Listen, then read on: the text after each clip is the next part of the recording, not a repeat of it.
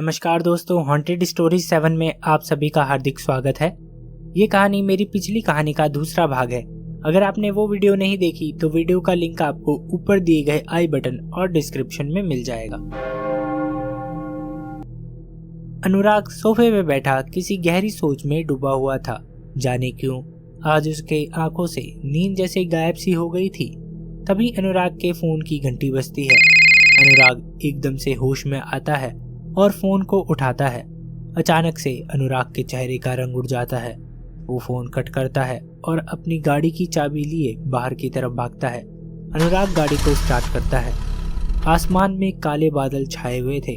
जोरों से बिजली कड़क रही थी। धीरे धीरे बारिश की बूंदें अनुराग की कार पर पड़ रही थी। अनुराग बुरी तरह घबराया हुआ था और तेजी से कार को ड्राइव कर रहा था। एक हाथ से वो कार का स्टीयरिंग संभाले हुए था और दूसरे हाथ से वो सिगरेट पी रहा था। कुछ देर बाद अनुराग कार रोकता है और गाड़ी से बाहर निकलता है। वो मुर्दा घर के बाहर खड़ा था। मुर्दा घर के अंदर से केशव बाहर निकलता है।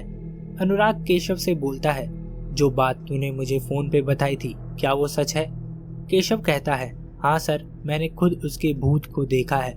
उसकी लाश मेरे सामने थी, जैसे उसमें किसी ने जान फूंक दी हो। वो अब हम दोनों को नहीं छोड़ेगी सर। अनुराग केशव से कहता है, तूने कहीं दारू तो नहीं पी है ना? केशव नाम में सिर हिलाता है। केशव के चेहरे पर डर साफ देखा जा सकता था। अनुराग केशव के साथ मुर्दा घर के अंदर जाता है, पर जैसे ही वो मुर्दा घर के अंदर घुसते हैं, मुर्दा घर की लाइट अपने आप जलने बुझने लगती है। दरवाजे और खिड़कियां अपने आप खुलने और बंद होने लगते हैं।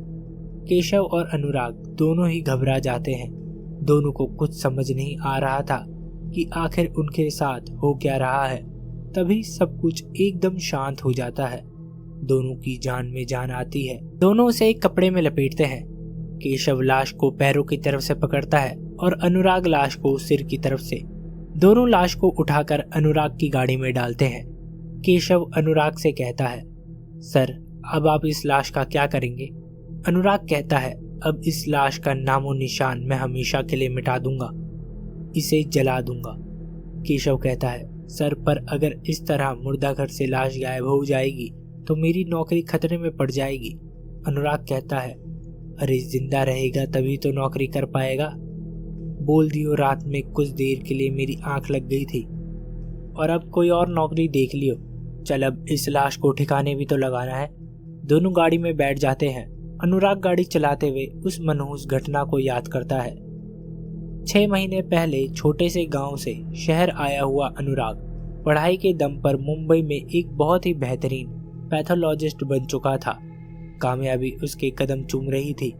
इसी बीच अनुराग के माँ बाप उसे बार बार शादी करने के लिए कह रहे थे, पर उन्हें ये बात पता नहीं थी कि कॉलेज के दिनों से ही वो रिया नाम की लड़की के साथ रिलेशनशिप में था। रिया एक बहुत ही ऊंचे घराने से थी। रिया के मम्मी पापा दोनों ही शहर के जाने माने डॉक्टर में से एक थे। रिया ने अपने घर वालों को उसके और अनुराग की रिलेशनशिप के बारे में बताया, जिसके बाद रिया के माँ बाप ने उसके और अनुराग के रिश्ते के लिए साफ मना कर दिया। जिसके बाद रिया अपने घर छोड़कर अनुराग के साथ रहने लग गई। रिया अनुराग से बार बार शादी करने की जिद करती, पर अनुराग तो रिया को बस अपनी कामयाबी की एक सीढ़ी मानता था। वो रिया से ना तो प्यार करता था और ना ही उससे शादी करने का उसका कोई इरादा था। जैसे जैसे अनुराग कामयाबी की सीढ़ियां चढ़ता जा रहा था, वैसे वैसे वो रिया से दूर होता जा रहा था। वो रिया से अब पीछा छुड़वाना चाहता था। रिया भी इस बात को समझ रही थी। एक दिन जब देर रात अनुराग घर नहीं आया तो रिया ने उसे फोन किया। जब उसने अनुराग से पूछा कि वो कहाँ है तो उसने बताया कि वो अभी काम कर रहा है। रिया अपनी कार से सीधा मुर्दा घर पहुंच गई। केशव ने उसे अंदर जाने से रोकना चाहा, पर रिया ने केशव को साइड में धक्का देकर अंदर जाने की जिद की। रिया ने जब अंदर जाकर देखा तो अनुराग वहां पर शराब पी रहा था। रिया और अनुराग दोनों एक दूसरे पे जोर से चिल्लाने लगे।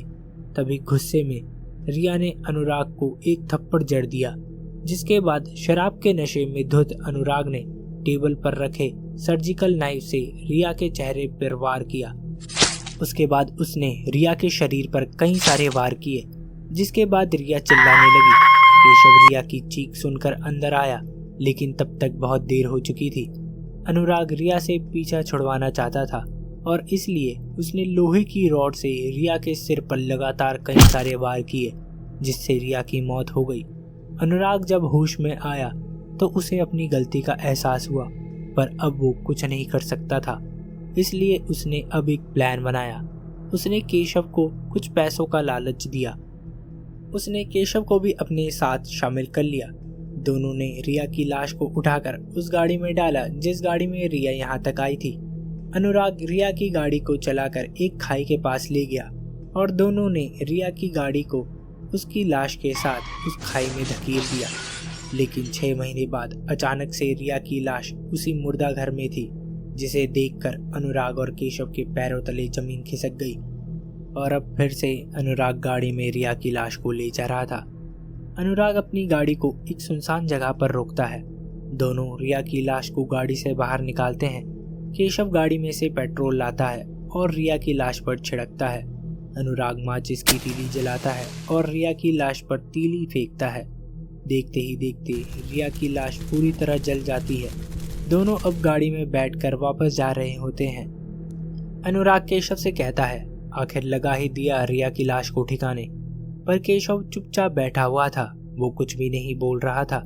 अनुराग को केशव का बर्ताव कुछ अजीब सा लगता है, पर वो कुछ नहीं बोलता।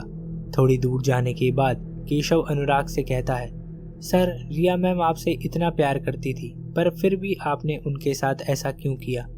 अनुराग कहता है, बेफालतू मेरे गले पड़ रही थी, ये तो होना ही था। केशव कहता है, साहब, क्या आपको लगता है कि रिया मैडम की आत्मा अब हमें परेशान नहीं करेगी? अनुराग कहता है, अरे ये आत्मा वात्मा कुछ नहीं होता, बस उसकी लाश को सही से ठिकाने लगाना था, जिससे कि अपना राज ना खुले। तभी केशव एक डरावनी आवाज में बोल पड़ता है, अनुराग, मरने के लिए तैयार हो जाओ। अनुराग केशव की तरफ देखता है तो उसकी आंखें पूरी तरह काली हो चुकी थी। वो एक डरावनी हंसी हंस रहा था।